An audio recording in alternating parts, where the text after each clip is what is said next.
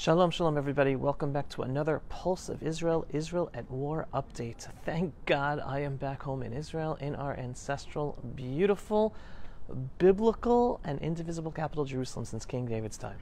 So, what's going on today with the war? Well, first of all, Israel is continuing the offensive against the Hamas terror infrastructure, not just in northern Gaza, but in southern Gaza. With each day, more troops are being sent in.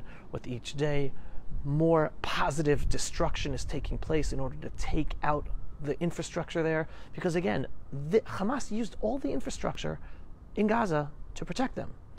They had weapons being hidden in schools, in hospitals. They have their tunnels under buildings. Almost every house there has like a tunnel infrastructure for the Hamas terrorists to go down or up. I have no clue if you saw the video that's going around of a Hamas terrorist coming out of a tunnel right in the middle of an IDF encampment in Gaza that miraculously Israeli intelligence found out about. And the terrorist could have shot all the soldiers right there, but instead they decided to take a video of it and to surprise the Israeli soldiers another time.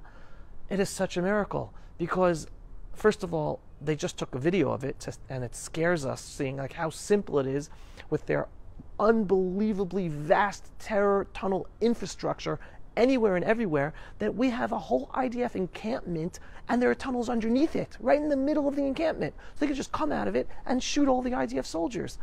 But miraculously, they took a video instead of shooting, and two, our intelligence found out about it, told the soldiers in that encampment, and instead the soldiers then went outside of the encampment and set up an ambush for the next 2 days. And when the terrorists actually came out 2 days later, they killed the terrorist. And it wasn't just killing the terrorist, but a whole slew of bombs, of explosives went up that blew up all the ground underneath the encampment. The encampment fell in, including the soldiers' equipment and stuff. But all the soldiers were out of the tents because they were expecting this. They weren't expecting the explosives. They were expecting a Hamas terrorist to come out and shoot from the terror tunnel. Huge miracle, and it just shows you how these tunnels are all over the place, under everything. And yeah, the only way to get rid of it is by destroying the buildings, and all the buildings. And if you ask me, the Air Force is not destroying enough buildings, because there are enough buildings still standing that make it dangerous for when our soldiers are walking the streets there, because no matter how much is destroyed, there are still standing buildings that the Hamas terrorists can be in, can be hiding from, can be shooting our soldiers from, and we're losing soldiers' lives because we're not destroying enough of the buildings. Every building must be destroyed there. Everyone, in order not only to protect IDF soldiers, to protect the Gazans from them being killed from their own Hamas people using them as human shields, and to protect all Israelis, to end this terror hell once and for all. So that's in terms of the continuation of the offensive in Gaza. Now, number two, I don't know if you saw this news report, 4,500 Gazans have been airlifted to Qatar. All right, so to say, bye-bye 4,500 Gazans, that's it, they're in Qatar. I think they include children who've been orphaned, which is sad, unfortunately, but Hamas is to blame, and injured. Now, it's only 4,500. That's a dent out of 2 million Gazan Arab Muslims, but it's a start of what's going to continue. How it's going to continue, when it's going to continue, against the world that doesn't want the Gazans to leave, right? The world's pressuring Israel that they must remain in Gaza. Again, the world allowed 10 million Syrian refugees to be taken in all over the world. Millions of Ukrainians taken in all over the world. But no, Gazans, they must remain in Gaza. Because again, I'll keep on reminding you this, the foreign minister of Egypt said straight out, we're not going to take one Gazan refugee because that would solve the Palestinian issue. And the world wants this Palestinian issue to fester and be a constant terror threat, this Trojan horse within Israel, always causing us terror and problems. That's the reality. The world wants it to stay, including our biggest allies in the Western world, the United States and European countries, right? You'd think, get rid of Hamas, allow these Gazans to live in other places around the world. You don't want them in America, you don't want them in Europe, because you know they're a problem? Good. Then force the 21, 22 Arab Muslim countries in the Middle East to take them in. Jordan is Palestine. Have them live in Jordan. Have them live in the Sinai. Go to Iraq. Plenty of places for them to live. In any case, it's going to happen. How it's going to happen for them to leave Egypt, when it's going to happen for them to leave Egypt, I have no clue. Just as if you would have asked me 2 months ago, when is Israel going to bomb and attack Hamas in Gaza to get rid of it, everyone would have said, you're crazy, it's never going to happen. There's too many civilian casualties will happen. It's so dangerous. Well, it's happening against everyone's thoughts, against all rational, real politic from 2 months ago. And the world changed. So things are going to change that are going to allow one day Egypt to open up its border or be run over, and then the Gazans are going to run out via the Egyptian border. I don't know where they're going to go. One day it's going to happen. So that's in terms of the war. Now in terms of the Israeli situation. Yesterday, Prime Minister Benjamin Netanyahu and the war cabinet had a meeting with families of the captives who are still in Gaza. Now understand, there are 2 camps within the captives. There's the camp which we understand these families, they want their family members returned as soon as possible. Each and every day is very, very dangerous for them to remain in Gaza, 100%. But we all know Hamas are Nazi, evil entities. They're subhumans, and they don't care, and they want to exact a huge, huge price upon Israel, and we can't just offer them everything for them. We can't just offer them everything because they want us to not live here anymore. And the only reason we were able to pressure them to release the 80 or 90 hostages that we did succeed in releasing is because of the war effort that really put them on the rungs, and they were running for their lives, and they needed to rearm and regroup. That's how we're going to free them, by a strong military offensive continuing it. Anyways, there are 2 groups of family members of the hostages. There are those who say, any price, whatever the price is, now do everything to get our captives returned. And then there are the family members who say they understand that that's dangerous for Israel, because a government has to think about 8 million citizens of Israel and to protect 8 million citizens of Israel. And there's a price. Israel can't do everything. And now, the more we scream now, the higher Hamas makes its price in order to free our captives.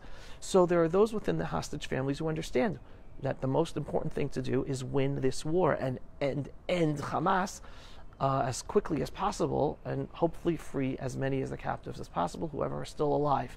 But understanding that we have to look for the benefit of the country over the benefit of those remaining captives. So one of the most vocal of these hostage families is a mayor of an Israeli town. His last name is Liebman, and he is the mayor of the town of Kiryat Arba in the Judean hills. His son is inside Gaza. He was working as a security guard at the Nova Music Festival. And he's been a clear voice, a clear moral voice of clarity, standing up and saying, I care about my son. Me and my family, we want our son back home as soon as possible, but we understand we have to protect the country of Israel, and in order to protect 8 million citizens of Israel, we have to win this war, and we have to let the war offensive go as much as possible in order to protect 8 million Israelis. And he is being bashed by leaders, not just people in the hostage families, but by leaders of the Free the Hostages Now movement, which we know includes many of the leaders of the anti-judicial reform movement, right? It's their whole, it's because they are manipulating and using the hostage situation and the hostage families as a political tool against the government and against Bibi Netanyahu. And it's not just sad, it's horrific. It's horrific because now they're putting up huge signs across the country, again, making it seem as if this government is a horrible government and it's only interested in the settlers and only interested in the ultra-Orthodox. They're trying to use divisive tactics and using the hostage issue as a divisive tactic to divide Israeli society. The good news is most Israelis have woken up and they don't want any part of this despicable divisiveness being led and not paying attention either to how they're using this hostage issue as a political divisive thing either, but it's still out there and it's very, very sad, and I feel so sad for this Liebman family and Mayor Liebman, because he's right now getting the brunt of it by influencers online and journalists, etc., etc. So that's another issue everyone should know about. Finally, let's talk about genocide. All right, this is very, very important because all the protests out there, all the rallies in support of Hamas are pro-genocide, but they're calling Israel genocide.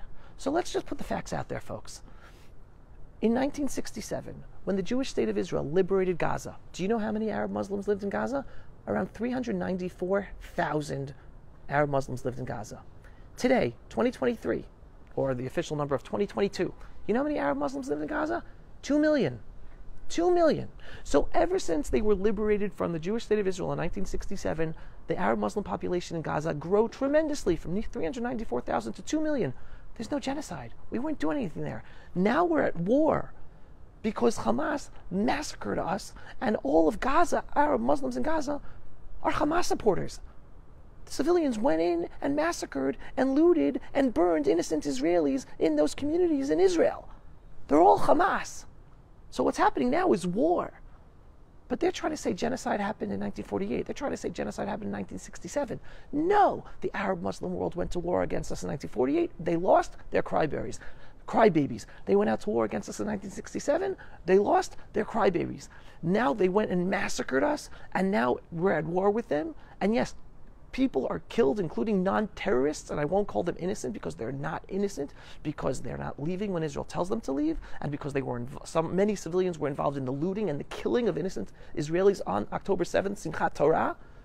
So no, let everyone know. If anything, genocide is the fact that they are taught by UNRWA-funded educators in UNRWA-funded schools and camps to kill Jews. So it's the United Nations funding of UNRWA with U.S. taxpayer money and European taxpayer money that's created a genocidal culture called Palestine for a fake historical people called Palestinians. They are taught to kill us. They are taught to destroy us. That's the genocidal culture. Israel and the Jewish people, we are willing to do anything to live in peace with anyone who wants to live peacefully with us. That's the truth. Get the truth out there about genocide that's being used on college campuses today, Ivy League campuses today, to bash Israel and the Jewish people. Thanks for watching, everyone. Shalom from another episode of the Pulse of Israel here in our eternal and ancestral homelands. And if you like this video and you're not yet subscribed to Pulse of Israel, go to pulseofisrael.com and click to subscribe. And to help us get these videos seen by many more people, click on the donate button every once in a while on pulseofisrael.com. Shalom, everyone. Thanks for watching. Pulse of Israel, frontline videos from the Holy Land. Support our work by donating today.